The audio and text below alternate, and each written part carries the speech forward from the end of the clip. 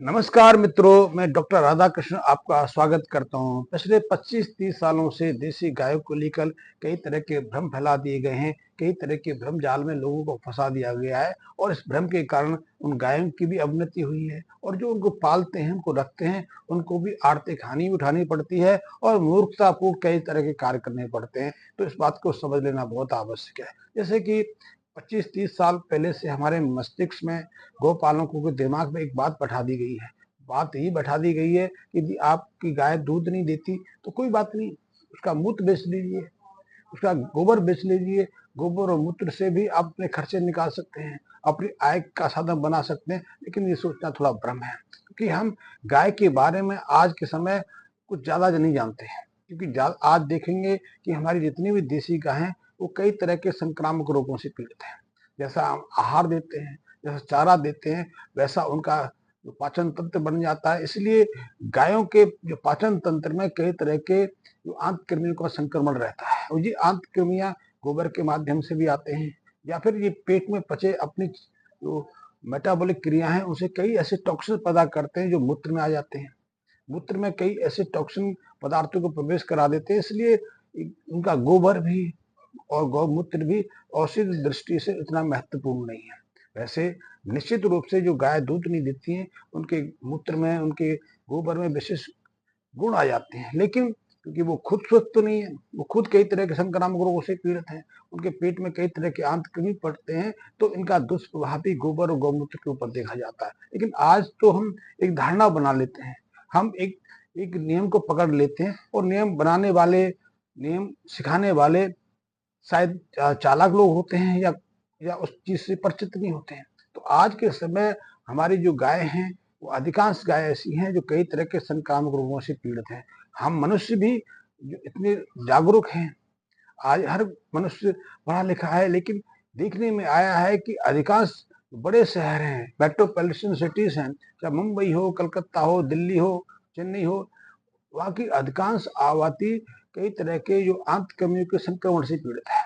एक पशु की हालत है तो उस गाय की क्या हालत होगी, जो या तो कूड़ा करकट खाने पर विवश है या फिर सड़ा गला खाने पर विवश है। उसके जो जो भोजन खाने का स्थान होता है, इसको नाद कहते हैं, लामड़ी कहते हैं, उनमें तो हम भोजन को, उसके चारे को बदलते ही नहीं, हम उस चारे के ऊपर चारा डालते रहते हैं। तो कई बार देखा गया है कि उनकी नाद में कई तरह के कीड़े चलने लगते हैं, कई तरह के फंगस इन्फेक्शन हो जाते हैं, बैक्टीरिया डेवलप हो जाते हैं, और ये सब उसके चारे के साथ में उसके शरीर में पहुंच के कई और संक्रामक रोगों का कारण बनते हैं। आपने कई बार सुना होगा कि किसी गौशाला में अचानक कुछ दिनों के अंदर अंदर सैकड़ों गाय मृत्यु को प्राप्त हो जाती हैं। आपने ये भी देखा होगा कि कई गौशालाओं में जो गाय दुर्लभ कमजोर दिखाई देती हैं, वो सक्रिय नहीं रहती, बैठी रहती, उठ नहीं पाती हैं। तो इन सब का कारण यही है कि उनके शरीर के अंदर ऐसे टॉक्सिन चले गए हैं, ऐसे विष पदार्थ चले गए हैं कि वो उससे ग्रसित हो गई हैं,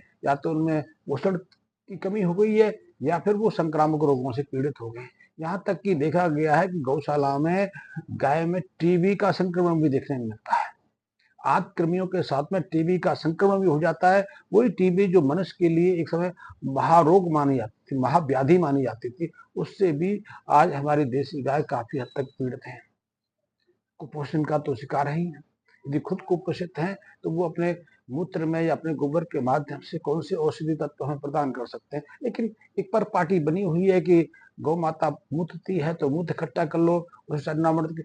निश्चित रूप से उसके मूत्र में बहुत सारे दिव्य गुण हैं, गोबर में बहुत बहुत ही उपयोगी गुण है, लेकिन गुण जो गोबर है, गौमूत्र है, वो शुद्ध होना चाहिए, प्राकृतिक होना चाहिए। प्राकृतिक गोबर और गौमूत्र एक अद्वितीय दिव्य औषधि सब बन जाता है। लेकिन जब वो पात्र जिससे वो जो उसको प्रदान करता है वही शुद्ध नहीं है, वही संक्रामक रोगों से पीड़ित है, तो फिर हम गौमूत्र का या उसके गोबर का कैसे प्रयोग कर सकते हैं। लेकिन आज हम कर रहे हैं और ये परपाटी बनती चली जा रही है।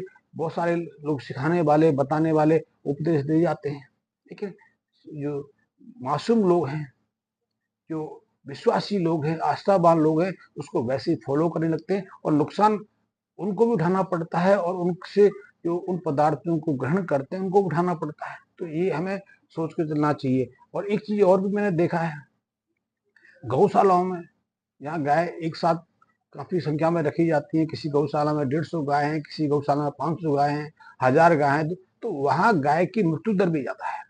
सामान्यतः यदि जो गौपालक गाय रखते हैं वहाँ गाय की जो मृत्यु दर है 3-3.5% के आसपास है, यानी 100 गायों में से 3-3.5 गाय की मृत्यु होती है। लेकिन गौशालाओं में ये एवरेज अचानक बढ़ जाता है, कई गौशालाओं में तो 70% तक देखा गया है। उसका एक कारण यही है कि उनको शुद्ध शुद्ध पौष्टिक आहार नहीं मिलता। दूसरा एक और चीज भी देखी है कि वहां यदि पानी भर जाए गौशाला में, को कीचड़ भर जाए, गोबर की सफाई ना हो, मूत्र को वहां से ना हटाया जाए, तो उसी कीचड़ में, उसी दुर्गंध में, उसी गीले कीचड़ में गायों को खड़ा रहना पड़ता है। वो बैठ भी नहीं पाती, कभी कभी हफ्ता 10 दिन भी हो जाती है। गाय को बैठने में बहुत परेशानी आती है और मजबूरी बैठ जाए तो उठ नहीं पाती, तो उसके कारण भी उनको कई तरह के रोग लग जाते हैं, कई तरह की संक्रामक बीमारियों से ग्रसित हो जाती है और इससे उनके शरीर के अंदर मृत्यु दर बढ़ जाती है। पोषक तत्वों का तो अभाव रहता ही रहता है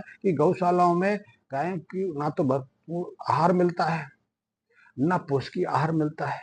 सूखा आहार भी उनको भरपेट नहीं मिलता, और सूखा आहार ऐसी ऐसे चारे से मिल का दिया जाता है जो बहुत सख्त हार्ड होता है, जिसको चबाना पचाना बहुत मुश्किल है।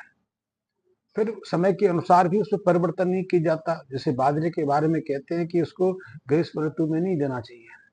ग्रीष्म ऋतु में प्रयास ये रहना चाहिए कि हरी चारी गाय को खिलाई जाए।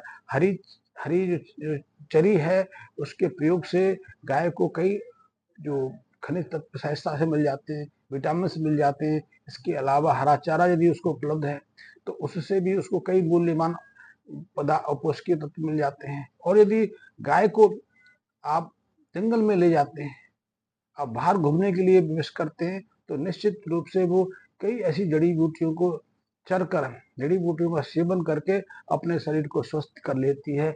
अनुभव कहता है, ये एक ये अनुसंधान की रिपोर्ट है कि गाय को करीब करीब 100 तरह की जड़ी बूटियों की जानकारी होती है। यदि गाय प्रसव काल में है तो वो ऐसी जड़ी बूटियों का प्रयोग करती है जिससे उसके शरीर में पोषक तत्वों की कमी तो दूर हुई हो, प्रसव प्रक्रिया की जो जटिलता है वो भी सहजता से दूर हो जाए। इसी तरह यदि गाय के पाचन तंत्र में कोई कमी है, कोई परेशानी है, पाचन नहीं हो पा रहा है, गैस बन रही है, या जो माइक्रो फ्लोरा है वो डिस्टर्ब हो गया है, तो गाय अपने पहचान के हिसाब से उन जड़ी बूटियों को चुनकर चबाती है और अपने माइक्रो फ्लोरा को, अपने ह्यूमन को सामान कर लेती है। लेकिन आज तो वो स्थितियां है नहीं, आज तो हमें मालूम ही नहीं, गौपालकों को भी इसकी जानकारी नहीं है।